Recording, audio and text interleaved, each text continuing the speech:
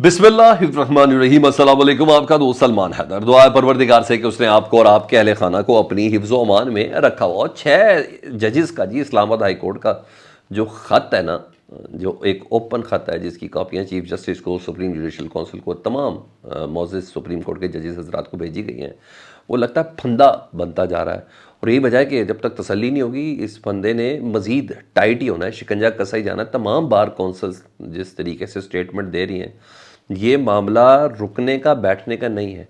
میری فورس ہی اس پہ ایک ریولوشن کی ہے کہ اگر اب نہیں تو پھر کب انقلاب بھی آ سکتا ہے بہت سی چیزوں کا، جو چیزیں ڈسکس ہو رہی ہیں۔ اور یہی وجہ ہے کہ معاملہ اتنا سیریس ہے کہ کیا وزیر اعظم، کیا آرمی چیف، کیا D G I S I, کیا ڈی جی سی، یہ سب سر جوڑ کر بیٹھ گئے ہیں۔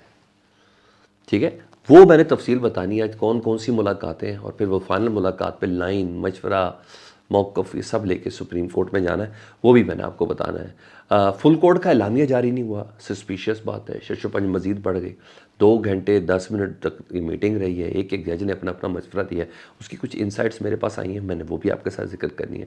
کچھ ہے جو ٹاپ سیکرٹ چل رہا ہے جی، اور عمران خان صاحب کا سائفر کیس ہے، اس کا انجام، اس سے متعلق بھی میں نے آپ کو بتانا ہے۔ اور ڈیٹیل میں جانے سے پہلے ریکویسٹ کہ چینل دیکھیں تو چینل سبسکرائب کر دیں تاکہ میرا اور آپ کا رابطہ بحال رہے، اور کمنٹ سیکشن پہ کمنٹ کرنا بالکل بھی نہیں بھولیں۔ اچھا، پہلے کی طرح ایک اور عام خبر دوں۔ اچھا، یہ پہلے بھی چل رہا تھا، تب بھی ہوا تھا جب پچھلے سینٹ کے انتخابات ہوئے تھے، اور اب یہ میرا خیال ہے شاید چلتا ہی رہنا ہے۔ اس وقت بھی بلا مقابلہ سینیٹر منتخب ہوئے تھے، اور ایک انڈرسٹینڈنگ کے ساتھ، کیونکہ دھمکیاں دی جاتی ہیں نا کہ اگر آپ نے یہ کام نہ کیا، یہ انڈرسٹینڈنگ نہ کی، یا یہ ووٹ یوں نہ دیے تو پھر یا حق پہ نہیں بیٹھے تو پھر آپ کی پارٹی کے اندر سے فارورڈ بلاک بنا لیں گے، پھر آپ اچھے رہو گے۔ تو جب یہ ساری دھمکیاں ہوتی ہیں تو پھر یہ ہوتا ہے جو پنجاب میں حل ہوا، یہ وہ ہوتا ہے جو اب بلوچستان میں ہوا، جہاں بلا مقابلہ 11 نشستوں پر سینیٹر منتخب ہو گئے جی، اور ہر بندے کو اپنا اپنا حصہ مل گیا ہے۔ مسلم لیگ نون کے جنرل نشست پر سید آل ناصر اور آغا شاہ زیب درانی سینیٹر منتخب ہو گئے بلا مقابلہ۔ ان کا مقابلہ نہیں ہوا کیونکہ ویسے بھی ان کی اپنے آپس میں ہی تھے، یہ مخالف بھی نہیں ہوتے نا، آپس میں ہی ہوتے ہیں۔ بلوچستان میں تو آپ کو پتہ ہے کس طرح کی سیاست ہو رہی ہوتی ہے، تو جہاں سے جو فون آ جائے تو وہ سب سے بہتر چیز ہوتی ہے۔ پیپلز پارٹی کے صدر عمر گوریج، نیشنل پارٹی کے جان بلیدی، اے این پی اور پیپلز پارٹی کے مشترکہ امیدوار ایمل ولی خان جناب، وہ بھی بلا مقابلہ منتخب ہو کے ان کو خاموش کرا لیا گیا۔ چپ، اب نہیں بولنا الیکشن کے اوپر، اب نہیں کوئی ایسا احتجاج کرنا، اب کوئی کال نہیں دینی۔ اچھا جی، جنرل نشست پر جے یو آئی کے احمد خان صاحب، وہ بلا مقابلہ منتخب ہو گئے۔ یہی تو پیپلز پارٹی کے ساتھ انڈرسٹینڈنگ ہوئی تھی۔ تو مولانا صاحب جو سڑکوں پر آئیں گے تو سینٹ کے لیے سڑکوں پہ نہیں آئیں گے، جی ہاں، وہ اپنے حصے کے لیے آئیں گے۔ آزاد امیدوار، نام تو سنا ہوگا انوار الحق کاکڑ، سابق نگران وزیر اعظم، جی ہاں، آزاد امیدوار انوار الحق کاکڑ بلا مقابلہ منتخب ہوئے۔ سر ایک تو انتہا دیکھیں جھوٹ کی، ایک تو آزاد ہے، اوپر سے بغیر آزاد بھی اتنا تگڑا کہ اس کے مقابلے میں کوئی کھڑا نہ ہوا، تو اس کو ووٹ تو دینے کسی نے، کس نے دینے؟ انہوں نے دینے ہیں جن کو کہا جائے گا اوے بندے کے پتر بن جاؤ۔ تو انوار الحق کاکڑ صاحب، سر میری کوئی خبر جو ہے غلط ہے، میں نے آپ کو یہ سب چیزیں بتائی تھی، محسن نقوی صاحب سے بھی متعلق، انوار الحق کاکڑ صاحب سے بھی متعلق، سرفراز بگٹی صاحب سے بھی متعلق، ایک خبر میری غلط نہیں ہے۔ اور یہی ہوا جی، انوار الحق کاکڑ صاحب بھی بلا مقابلہ منتخب ہو گئے سینیٹر۔ ٹیکنوکریٹس کی سیٹ پر پیپلز پارٹی کے بلال مندوخیل اور جے یو آئی کے عبد الواسط صاحب منتخب ہو گئے، یہاں پیپلز پارٹی کے ساتھ انڈرسٹینڈنگ تھی۔ خواتین کی مخصوص نشستوں میں راحت جمالی اور پیپلز پارٹی کی حسنہ بی بی جناب، یہ منتخب ہو گئی ہے۔ سندھ میں بھی یہی معاملہ ہونا ہے، میں آپ کو بتا دوں، اور کے پی کے میں بھی عدالت نے حکم دے دیا ہے، پشاور ہائی کورٹ نے، انہوں نے کہا 2 اپریل سے پہلے نا اسمبلی کا اجلاس بھی بلائیں، اور وہ جو مخصوص نشستیں ہیں نا ان کی حلف برداری بھی کریں تاکہ سینٹ کے انتخاب میں یہ لوگ شامل ہوں۔ تو وہاں بھی یہی سب ہونا ہے۔ تو سر جی ہاں، سینٹ کے انتخابات تک تو یہ اپڈیٹ ہے۔ قاضی فائز شاہ صاحب نے کل ایک عدد فل کورٹ بلوایا، 2 گھنٹہ 10 منٹ کا اجلاس تھا۔ لوگ سمجھے کچھ ایکشن ہوگا، کچھ چیز نکلے گی، کوئی 3 رکنی بینچ ہوگا، کوئی تفتیشی ٹیم بنے گی، کچھ ایسا ہوگا، کوئی انکوائری سٹینڈ ہوگی، بڑے بڑے کام ہوں گے، سمن جاری ہو سکتا ہے، سوگو موٹو ہو سکتا ہے، کچھ بھی ہو سکتا ہے، ٹھیک ہے۔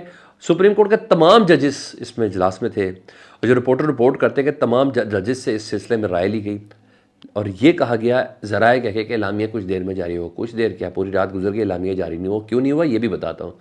لوگ پھر شش و پنج میں مبتلا ہو گئے، کہتے جو چیز ججز کو جس طرح دباؤ میں ڈالا جاتا ہے کہ سپریم کورٹ کو تو نہیں دباؤ میں ڈالا جا رہا، یہ باتیں چل رہی ہے۔ یہ ساری باتیں چل رہی ہیں. تو شک و شبات پھر شروع ہوئے کہ اعلامیہ بھی جاری نہیں ہوا. اچھا جو رپورٹ ہوا وہ یہ ہے کہ کچھ ججز نے کہا ہے کہ 6 ججز سے اختلاف بھی کیا ہے. بہرحال یہ سب ہے. اس دوران جب اعلامیہ جاری نہیں ہوا، اب سب چیزیں شک و شبات ذرا دیکھ لیں کیسے ڈاٹس کو اگر جوڑے. تو جب اعلامیہ جاری نہیں ہوا تو اگر ہو جاتا تو کلیئرٹی آ جاتی اس موقف کے اوپر، اس معاملے کے اوپر. مگر دوسرا یہ کام ہوا کہ prime minister of Pakistan Shehbaz Sharif صاحب اور chief justice of Pakistan justice Qazi Faez عیسیٰ صاحب کی ملاقات طے پا گئی ہے، آج کی تاریخ میں ہونی ہے دوپہر 2 بجے. لیکن اس سے پہلے کچھ اور ملاقاتیں ہیں. اچھا جی، جس میں ڈیفینیٹ اس ملاقات میں جسٹس منصور علی شاہ اور دیگر لائک مائنڈڈ ججز بھی اس کے اندر موجود ہوں گے. تو یہ سب چیزیں ہوں گی. آج ملاقاتیں بھی ہو جائے گی اور معاملہ آپ کو پتہ ہے پھر اعلامیہ بھی جاری نہیں ہوا، یہ ملاقاتیں بھی، تو معاملہ مزید مشکوک ہے. اس کی وجہ کچھ یہ ہے کیونکہ attorney general justice Qazi Faez عیسیٰ صاحب سے پہلے ملاقات کی ہے. اٹرنی جنرل صاحب ظاہر بات ہے کسی نہ کسی کا پیغام لے کے گئے ہوں گے ڈیفینیٹلی. اور پھر آرمی چیف کی پرائم منسٹر ہاؤس میں ملاقات ہوئی ہے، ٹھیک ہے جی. اور اس کے بعد پرائم منسٹر اور قاضی فائز عیسیٰ صاحب کی ملاقات ڈیسائیڈ ہوئی ہے، ٹھیک ہے. پہلے آرمی چیف کی پرائم منسٹر ہاؤس میں ملاقات ہوئی ہے وزیر اعظم صاحب سے، ٹھیک ہے. شاید یہ پیغام لے کے جائیں گے جی قاضی فائز عیسیٰ صاحب کے پاس. پھر یہ سب چیزیں بتایا جا رہا ہے کہ 6 ججز کے اعتراضات کے اوپر نا جو انہوں نے الزامات لگائے ہیں اس پر army chief, D G I S I اور ڈی جی سی ان کی ملاقات پہلے طے ہو گئی ہے، ٹھیک ہے جی. یہ ملاقات کر کے ایک عدد لائن لے کے پرائم منسٹر کو پوری بریفنگ دیں گے اور پوری بریفنگ دینے کے بعد پھر پرائم منسٹر کو چیف جسٹس کے پاس بھیجا جائے گا. اب یہ آپ طے کر لیں، پیغام لے کے جائیں گے، لائن لے کے جائیں گے، کیا لے کے جائیں گے، یہ ہونا ہے. تو یہ چیزیں نا ایک کے بعد ایک ڈاٹس کو ساتھ جوڑے نا تو پھر آپ کو اعلامیہ نہ آنے کی وجہ سمجھ بھی آ جائے گی. بہرحال تمام بار کونسلز کی ایک زبان ہے جی. پاکستان اور 6 ججز کے ساتھ کھڑے ہیں تمام کے تمام، سوائے ایک کے وہ بھی بتاتا ہوں. پاکستان بار کونسل نے کہا ہے کہ عدلیہ کے ذاتی پر سمجھوتہ نہیں ہوگا. سپریم کورٹ 3 ججز پر مشتمل ایک کمیٹی تشکیل دے جو اس کی انکوائری کرے اور ثابت ہو جائے کہ یہ واقعی ان کے اوپر پریشر ہے. مگر دوسری طرف سر پنجاب بار کونسل سر وہ ججز کے خلاف کھڑی ہوگی، 6 ججز کے خلاف. سنیں کیا مزیدار بات ہے، وہ کہتے ہیں کہ سستی شہرت کے لیے اسٹیبلشمنٹ بہترین ٹارگٹ ہے. یعنی 6 ججز نے شہرت حاصل کرنے کے لیے اسٹیبلشمنٹ کو بہترین ٹارگٹ بنایا جی. انہیں کہ اسے ایسے نہیں جانے دیں گے، اس پر تحقیقات ہونی چاہیے. اینٹی اسٹیبلشمنٹ بیانیہ راتوں رات مشہور کر دیتا ہے.